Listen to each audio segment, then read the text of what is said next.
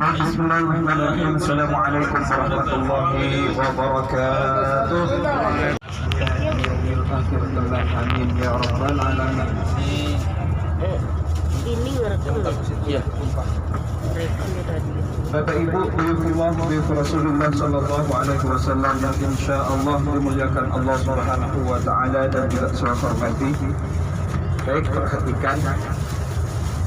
Kita baca doa dulu. Bismillahirrahmanirrahim. Bismillahirrahmanirrahim. Allahu akbar. Allahu akbar. Allahu akbar. Allahu akbar. Subhanalladzi sakhkhara lana hadza sakhkhara lana hadza wa ma kunna lahu muqrinin wa inna ila rabbina lamunqalibun walhamdulillahi rabbil alamin.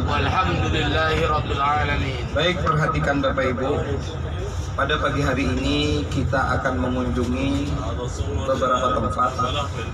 Yang pertama kita akan mengunjungi tempat Jabal Uhud.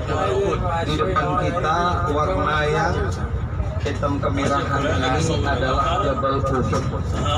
Kurang lebih panjangnya berapa kira-kira? 6 sampai 7 kilo ya, 6 sampai 7 kilo.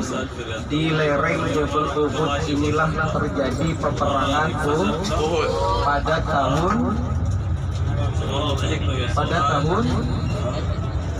tahun 3 Hijriah, 3 tahun ketika Rasulullah sallallahu alaihi wasallam hijrah ke Madinah. Terjadi peperangan Uhud ini 1 tahun setelah perang. Perhatikan, terjadi peperangan Uhud ini 1 tahun setelah terjadi perang Badar. Suami, orang tua, saudara daripada Hindun, ya, daripada Hindun bin Utbah itu tewas, Bapak Ibu ya, dibunuh oleh Sayyidina Hamzah yang dijuluki singa pada pasir. Ada kira-kira di sini yang kayak Sayyidina Hamzah? Gak ada ya?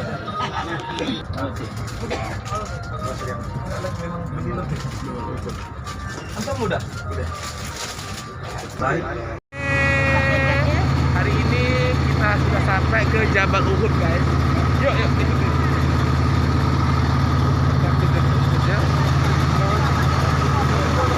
Bagaimana sejarahnya yang sekarang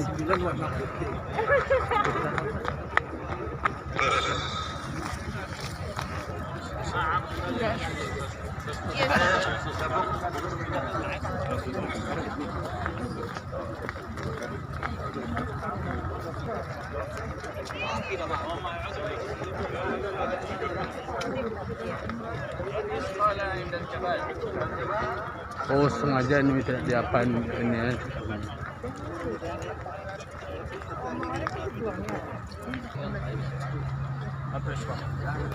Nih.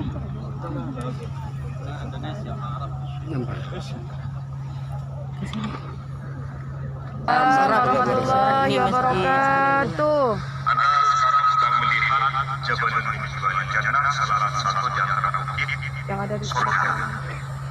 Mudah-mudahan kita melihat kembali bukit Uhud ini dan kita berada dalam surganya Allah Subhanahu wa taala. Amin ya rabbal alamin. Jabalun yuhibbuna wa nuhibbuhu, bukit yang mencintai kita dan kita mencintainya.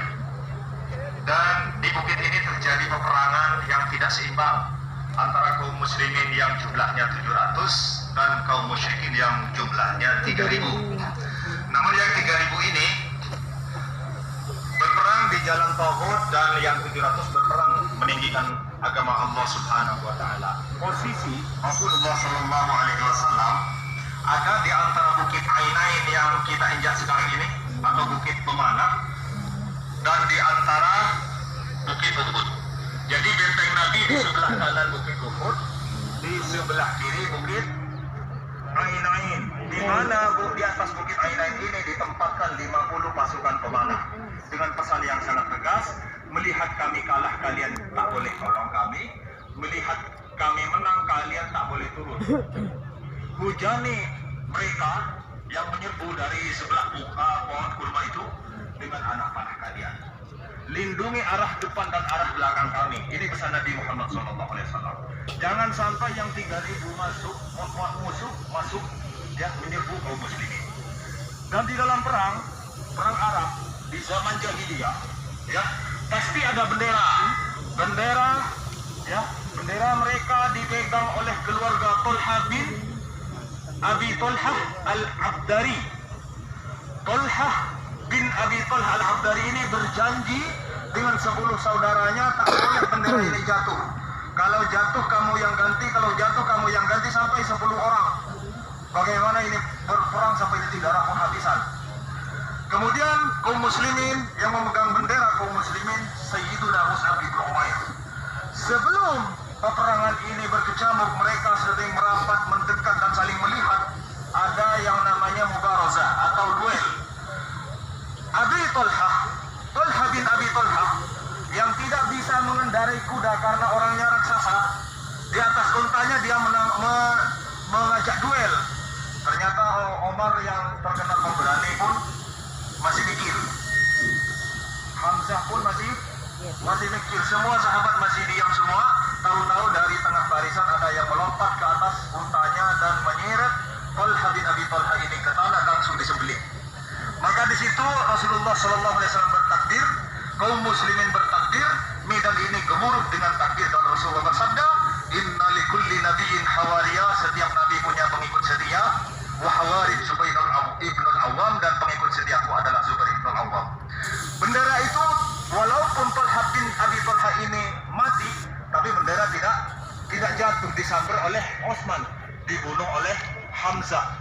Dari lehernya sampai tembus selengkangnya, terurai perutnya. Disambar lagi oleh adiknya, dipanah oleh Osman. Disambar lagi oleh adiknya lagi, dibunuh oleh Ali. Dibunuh lagi oleh Osman, dibunuh sampai satu bendera tidak jatuh, sampai yang terakhir 10 mati, dipegang oleh kuda mereka yang bernama Sawat. Dipegang tangan kanannya lepas, tangan kirinya lepas, sampai dititik dengan lehernya, dan bendera tergeletak di tanah. Hampir dinyatakan kalah.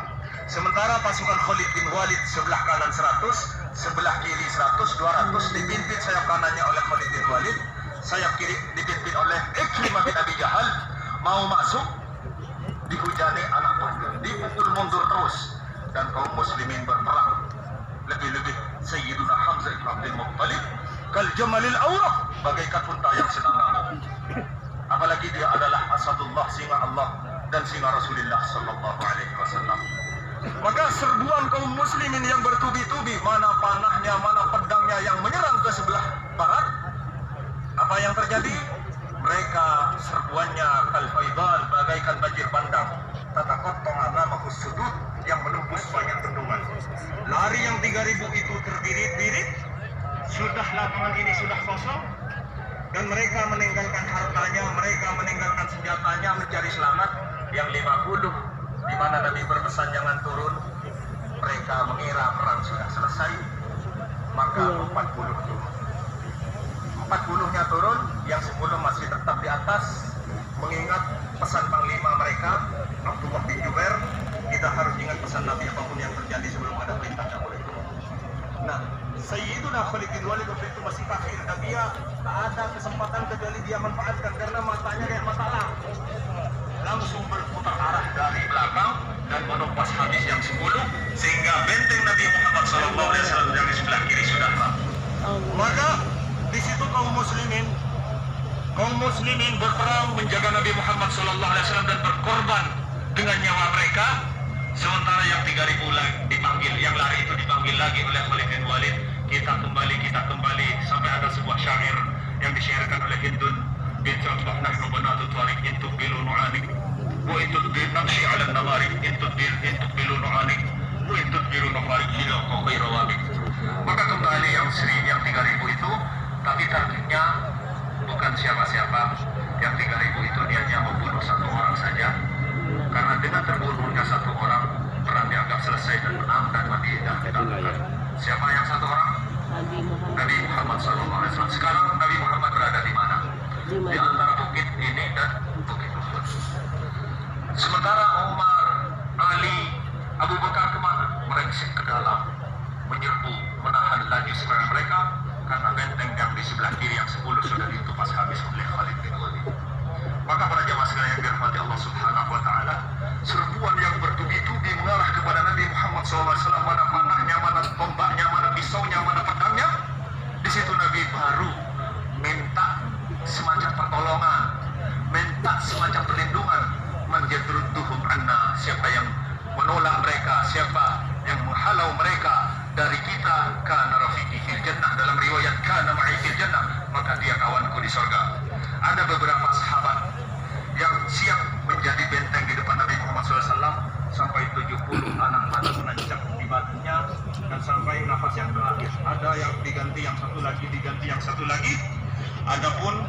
seorang yang mustajab, yang mendapatkan doa yang mustajab dan ditakuti setelah itu, Sa'ad bin Abi Waqqas. Dia sebagai pemanah yang sangat jitu karena doa Nabi. Pada saat itu Sa'ad bin Abi Waqqas melindungi Nabi Muhammad SAW dan menaburkan seluruh anak panahnya. Tidak digendong lagi, ditaburkan. Saking banyaknya serangan-serangan yang bertubi-tubi kepada Nabi Muhammad SAW. Lalu Nabi berucap dan tidak pernah berucap kepada sahabat 124.000 sahabat yang haji bersama Nabi. Ucapan ini tidak pernah diucapkan mau kepada Abu Bakar dan seterusnya, kecuali kepada orang yang satu ini, Sa'ad bin Abi Waqqas. Irmi, tembakkan wahai Sa'ad, fidaka abi ummi, aku siap menebusmu dengan kedua bapak dan ibuku. Ini ucapan yang sangat mahal. Seseorang kami tebus, kita tebus dengan kedua bapak, kita tukar dengan kedua bapak dan ibu, kecuali siapa? Sa'ad bin Abi Waqqas. Talha bin Ubaidillah 35 luka dan tangannya putus karena menjaga Nabi Muhammad SAW. Serbuan yang bertubi-tubi yang 3.000 itu kompak menyerang Nabi.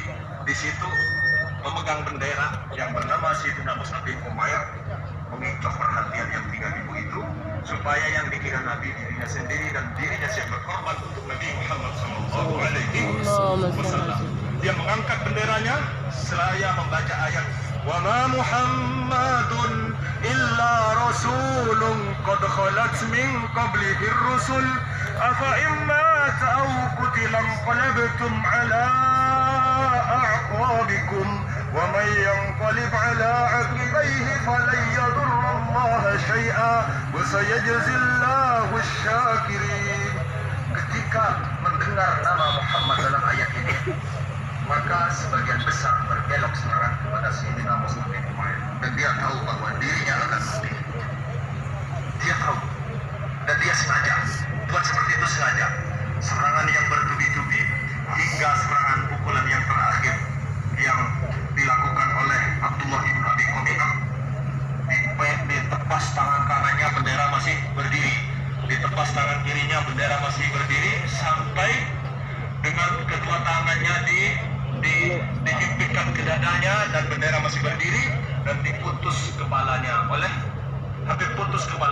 Abdullah bin Abi Qami'ah dengan tepasannya, dan dia berteriak, qataltu Muhammadan, aku berhasil membunuh Muhammad, karena menyangka bahwa yang dibunuh adalah Muhammad, dan ternyata maksud daripada Mus'ab bin Umair berhasil. Nah, setelah Abdullah bin Abi Qami'ah ini berteriak, aku berhasil membunuh Muhammad, maka yel-yel yang 3.000 ini, qutila Muhammad, Muhammad mati, dan ucapan ini yang pertama mendengar adalah kaum muslim. Maka mereka tidak bisa memegang pedang lagi. Pedang mereka jatuh, tidak bisa berperang lagi karena Nabi sudah wafat dalam sangkahan mereka, dan ini berhasil dari Mus'ab, dari Abdullah bin Abi Qami'ah, maksudnya sama-sama berhasil. Termasuk yang kembali ke kota Madinah, Sayyidina Utsman dan 3 sahabat yang lain. Perang untuk apa perang lagi, karena Nabi Muhammad sudah gugur. Di situ Bapak Ibu sekalian, Anas bin Nadar terlihat pengorbanannya. Kalau Nabi Muhammad memang gugur, apakah kenapa kalian duduk-duduk? Kenapa pedang kalian tidak dipegang? Dipegang lagi oleh Anas bin Nadar dan masuk ke sebelah pohon kurma itu. Wallahi inni la ajidu rihal jannah duna Uhud. Demi Allah, aku mencium bau surga di balik bukit Uhud. Anas bin Nadar lukanya 70, gugur dan tidak dikenali kecuali karena ada cincin di tangannya oleh saudara perempuannya. Sayyiduna Mus'ab bin Umair, saya serahkan untuk profil beliau dan bagaimana peristiwa-peristiwa yang bisa menambah keimanan kepada guru kita, Dr. Zulhidri Rais. Ya, sini. Oke. Mus'ab bin Umair saja. Baik, Mus'ab bin Umair, kita percepat saja. Mus'ab bin Umair ini wafat. Ya, bendera sudah jatuh dan perang dinyatakan kalah. Kaum muslimin perang dinyatakan kalah karena benderanya sudah terinjak. Maka Rasulullah Shallallahu Alaihi Wasallam setelah peperangan selesai, yang 70 itu diperiksa oleh Nabi Muhammad Sallallahu Alaihi Wasallam semuanya. Ketika melihat jasadnya Sayyidina Hamzah yang dibunuh oleh pembunuh bayaran dan tidak mau membunuh yang lain kecuali Hamzah karena terkait dengan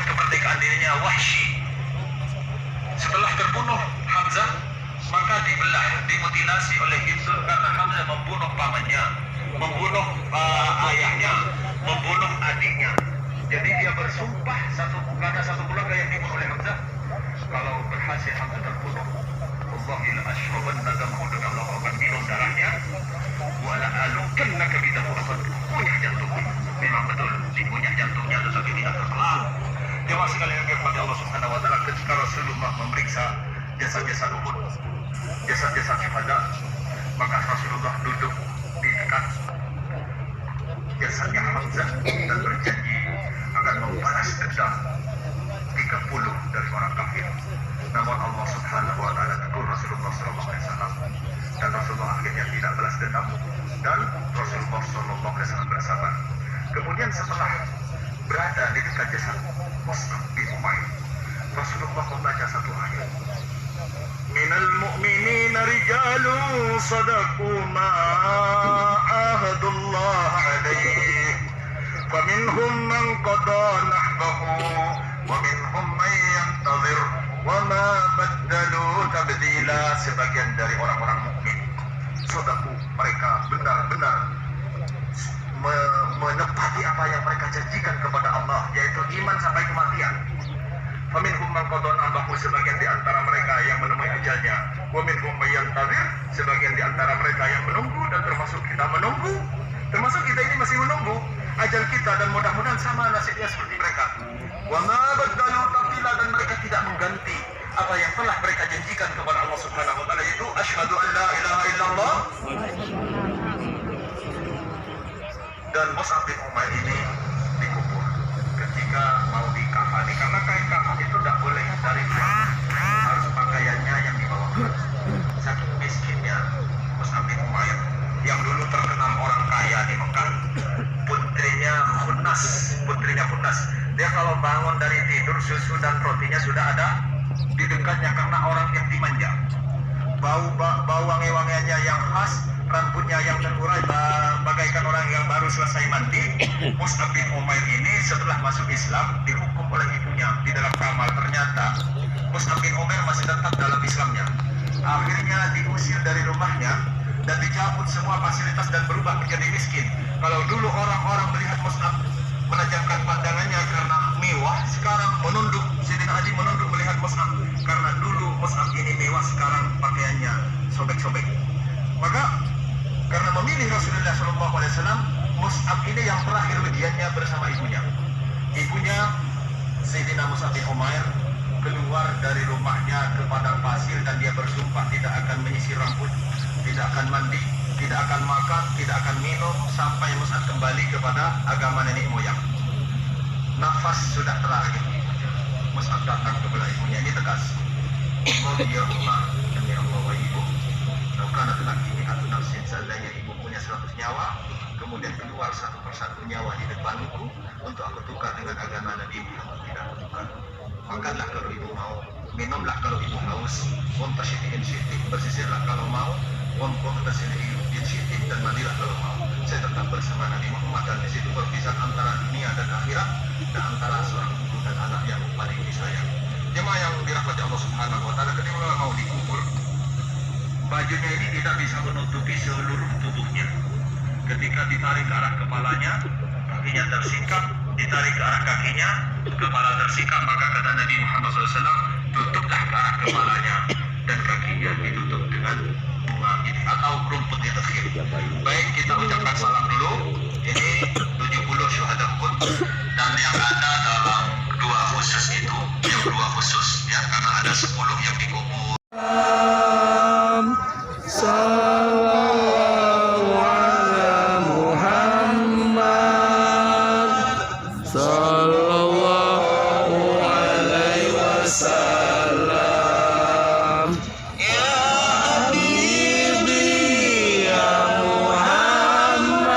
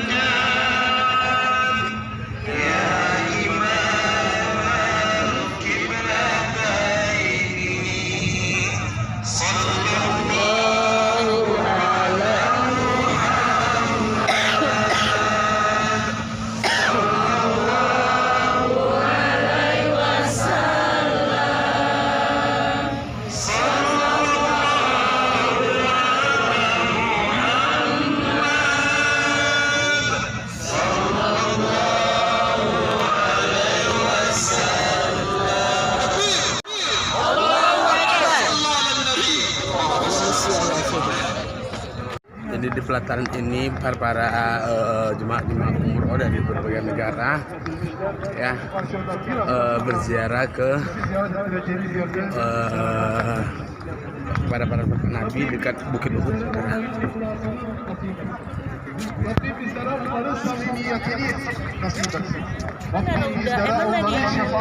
Itu anak. Sana itu tuh.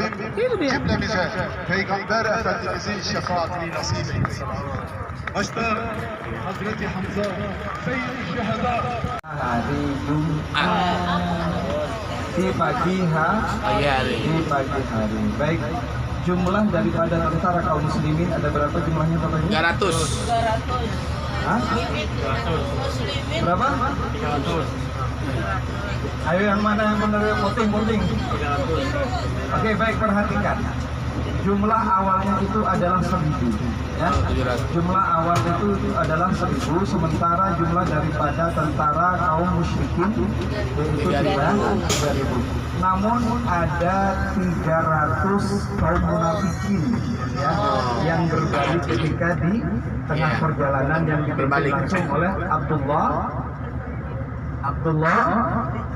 Abdullah bin Zul, Abdullah bin Ubay, ya, bukan Abdullah bin Jubair. Kalau Abdullah bin Jubair itu tentara pemimpin panglima pemanah atau pemimpin tentara pemanah. Baik.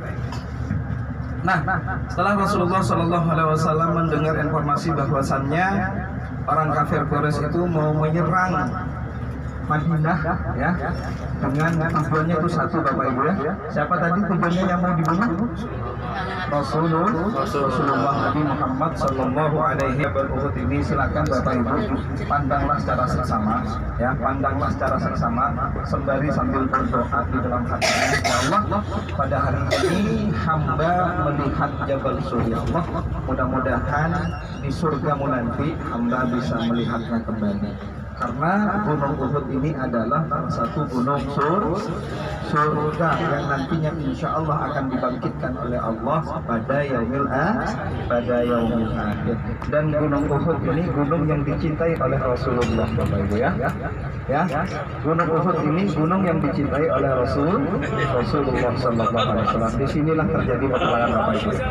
Nah, oke, lalu Rasulullah Sallallahu Alaihi Wasallam mengadakan pertemuan rapat ya dengan para sahabat-sahabatnya, di mana kita di mana peperangan ini. Lalu orang kaum munafikin ya, pimpinannya Abdullah bin Ubay itu menginginkan peperangan ini kita diadakan di dalam kota Madinah katanya ya, dengan tujuan agar anak kecil, orang perempuan, orang tua itu bisa melempar tombak maupun batu dari dalam rumahnya. Namun para sahabat yang setia kepada baginda Rasulullah Sallallahu Alaihi Wasallam menginginkan peperangan tersebut di lereng Jabal Uhud, karena kalau di dalam kota Madinah maka nantinya akan merusak tatanan daripada kota Madinah. Baik. Lalu Rasulullah Sallallahu Alaihi Wasallam memutuskan peperangan tersebut diadakan di lereng Jabal Uhud. Tadi Bapak Ibu ada istana tadi. Di atas bukit ada nampak tadi yang tadi berdoa kita menghadap ke arah Makkah. Dari situlah ya munculnya orang kafir Quraisy dari arah sana ya. Rasulullah Sallallahu Alaihi Wasallam berpesan ya. Namun di tengah perjalanan yang 300 itu berbelot ya, kembali lagi ke kota Madinah. Jadinya 1000 dikurangi 300 menjadi 700. Rasulullah walaupun 700 melawan 3000, berapa kali lipat kira-kira? 3 kali ya? 3 apa 4? Oke, 4 kali lipat kurang lebih 4 kali lipat. Tidak ada rasa takut sedikit pun Bapak Ibu. Karena apa? Sudah tertanam di dalam hatinya yang namanya keimanan. Baik.